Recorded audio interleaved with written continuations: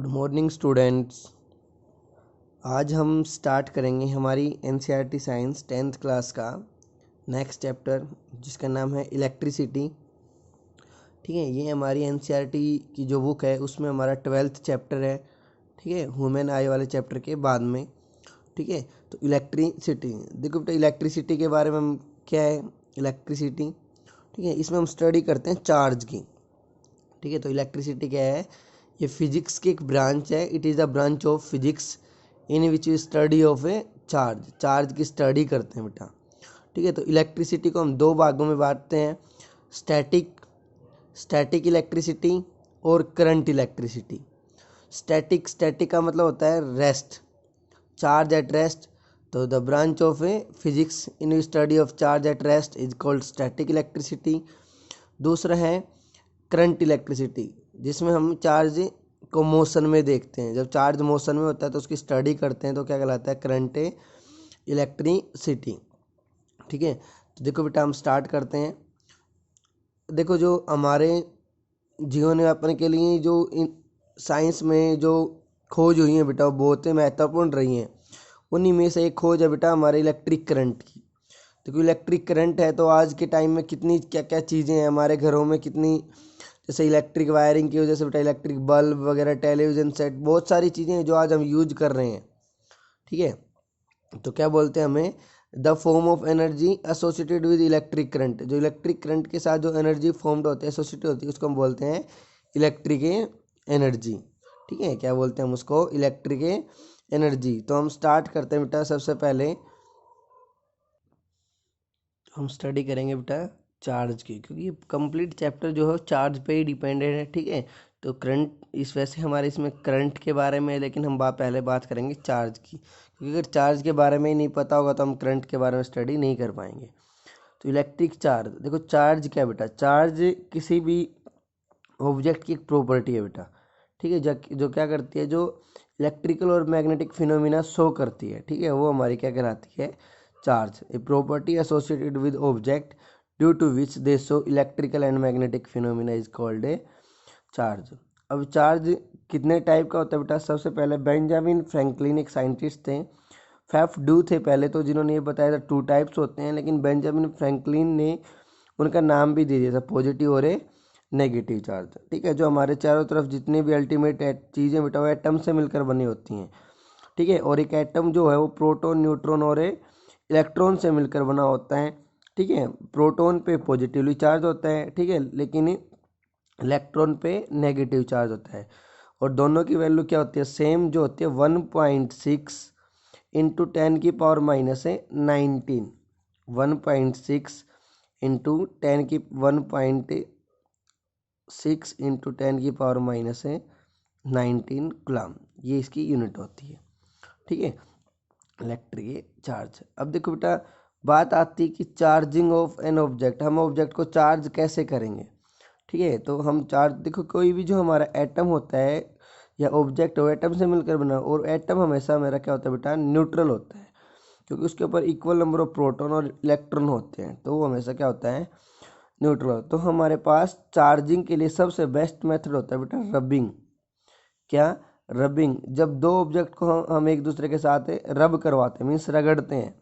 ठीक है, तो देखो एक एग्जांपल लेते हैं, इफ़ वी रब a glass rod with silk cloth. जब किसी ग्लास रोड को, कांच की रोड को, ठीक है, छड़ को, किसकी, ग्लास छड़ को हम सिल्क के कपड़े के साथ रगड़ेंगे तो क्या होगा बेटा, ग्लास रोड पे पॉजिटिव चार्ज आ जाएगा और सिल्क क्लॉथ पे नेगेटिव। ये सब किसकी वजह से होता है बेटा, इलेक्ट्रॉन के ट्रांसफॉर्मेशन से। ठीक है, ये चार्ज कहाँ से आया, देखो नो न्यू चार्ज क्रिएटेड, कोई नया चार्ज क्रिएट नहीं हुआ बेटा, बस क्या हुआ है, इलेक्ट्रॉन मूव किए हैं, जो ग्लास रोड से सिल्क क्लॉथ की तरफ मूव कर गए। ठीक है, अब देखो बेटा, जहाँ से इलेक्ट्रॉन चले गए, तो इलेक्ट्रॉन चले गए मतलब वहाँ पे नेगेटिव चार्ज गया, क्योंकि इलेक्ट्रॉन में नेगेटिव तो वो पॉजिटिव हो जाएगा, और जिस पे गए हैं उसके ऊपर इलेक्ट्रॉन की संख्या ज़्यादा होगी तो वो नेगेटिव चार्ज हो जाएगा। देखो बेटा, इसी तरह जब हम देखते, जब हम अपने सूखे बालों में अपने कंघे को रगड़ते हैं बेटा, कंघा, जब हम उसको रगड़ेंगे तो क्या होगा बेटा, उसके ऊपर नेगेटिव चार्ज आ जाता है बेटा, और ड्राई हेयर पे मेरा कैसा होगा, पॉजिटिव चार्ज।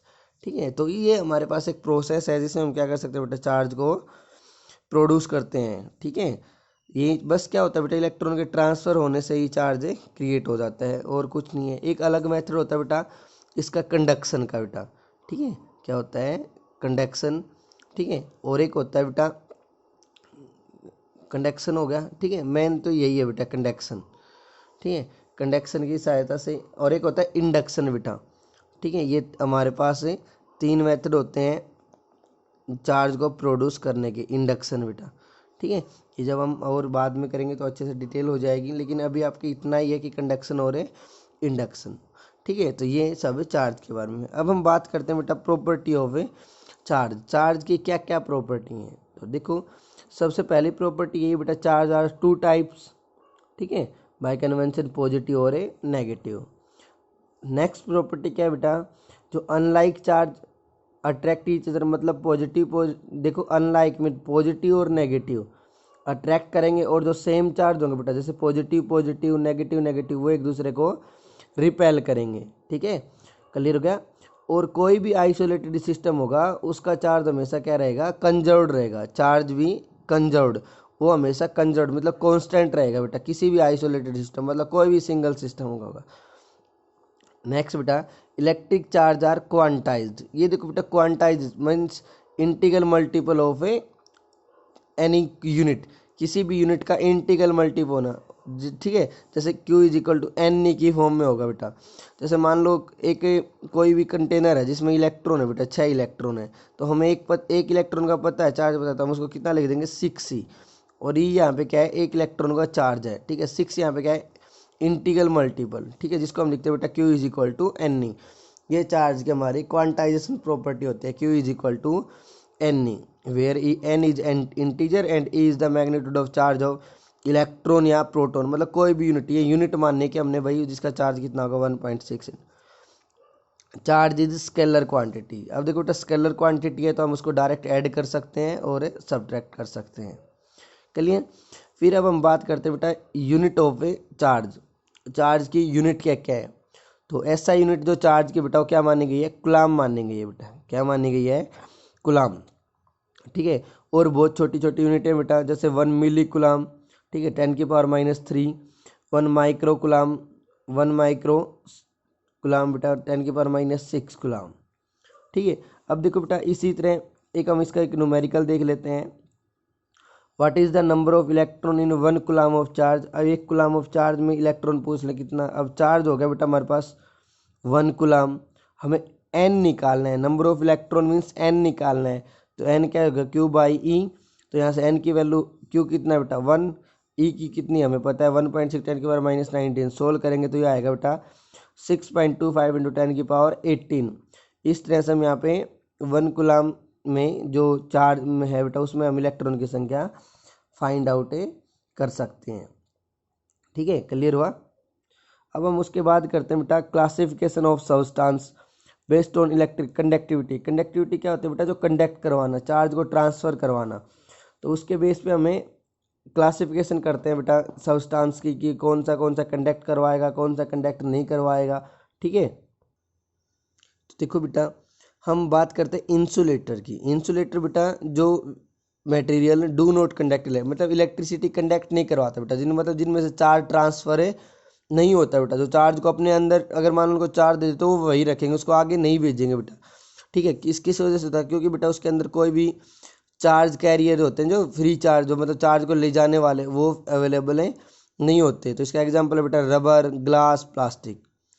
अगला है बेटा सेमीकंडक्टर। सेमीकंडक्टर क्या होते हैं, जो मटेरियल है कंडक्ट इलेक्ट्रिसिटी, मतलब चार्ज को ट्रांसफ़र करवाते हैं बट कुछ कंडीशन पे, ठीक है। ये नहीं पहले वो इंसुलेटर होंगे लेकिन उनको कुछ कंडीशन अप्लाई करने के बाद ही वो कंडक्टर बनते हैं, जैसे बेटा सिलिकॉन और जर्मेनियम, ठीक है।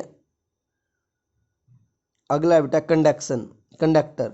कंडक्टर क्या होंगे बेटा, जो इलेक्ट्रिसिटी को कंडक्ट करवाते हैं बेटा, आसानी से करंट को ट्रांसफ़र करवा देते हैं बेटा, ठीक है। क्यों, क्योंकि इसके अंदर जो फ्री इलेक्ट्रॉन्स होते हैं बेटा, चार्ज आयन्स होते हैं बेटा, जो इलेक्ट्रॉन वगैरह फ्री इलेक्ट्रॉन वो बहुत ज़्यादा होते हैं बेटा, फ्री चार्ज बहुत ज़्यादा होता है। इस वजह से जब भी हम इनको कोई भी चार्ज देंगे तुरंत उसको ट्रांसफ़र करवा देंगे बेटा, ठीक है। जैसे हमारे अगर कॉपर, ठीक है, सिल्वर, जो बेस्ट कंडक्टर माना गया है बेटा वो क्या है, सिल्वर है भाई, ठीक है। अब आता है बेटा सुपर कंडक्टर। जो सुपर कंडक्टर क्या होता है, जो बहुत फास्टली फ्लो करवाते हैं, ठीक है। मतलब अब ये तो कंडक्टर बेटा, इनमें कोई ना कोई ऑब्स्ट्रक्शन होगी, लेकिन सुपर कंडक्टर में किसी तरह का रोकने वाला कुछ नहीं होगा। उनको जैसे चार्ज दिया तुरंत तुरंत उस चार्ज को ट्रांसफर करवा देंगे बेटा, ठीक है। क्लियर हुआ? तो ये था बेटा हमारा इलेक्ट्रिसिटी का थोड़ा सा इंट्रोडक्शन, चार्ज के बारे में हमने पढ़ा, ठीक है। तो आज हम इतना ही करेंगे। Thank you.